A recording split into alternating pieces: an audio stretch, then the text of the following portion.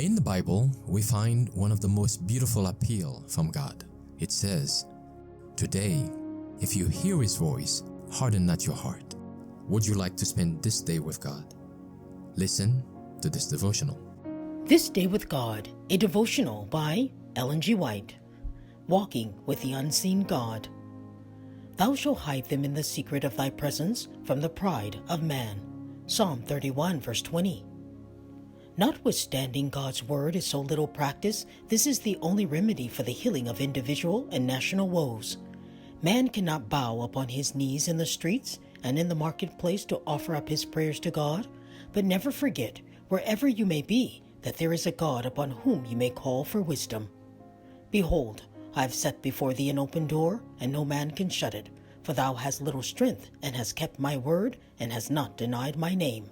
Revelation 3, verse 8. Enoch walked with the unseen God. In the busiest places of the earth, his companion was with him. Let all who are keeping the truth in simplicity and love bear this in mind.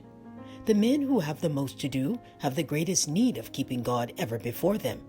When the tempter presses his suggestions upon their mind, they may, if they cherish a "Thus saith the Lord," be drawn into the secret pavilion of the Most High. His promises will be their safeguard. Amid all the confusion and rush of business, they will find a quiet resting place. Take God with you in every place. The door is open for every son and daughter of God. The Lord is not far from the soul who seeks Him.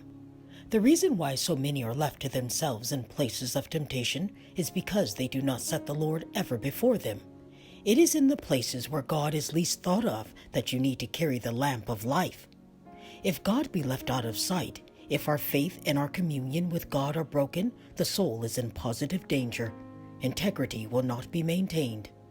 The Lord is our helper, our defense. God has provided that no soul that trusts in Him shall be overcome by temptation. Christ is just as much with His believing ones when they are compelled to be associated in any sense with the world as when they meet in His house to worship Him. Think of these words.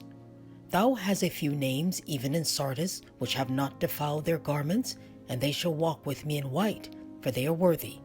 He that overcometh, the same shall be clothed in white raiment, and I will not blot out his name out of the book of life. Revelation 3, verses 4 and 5.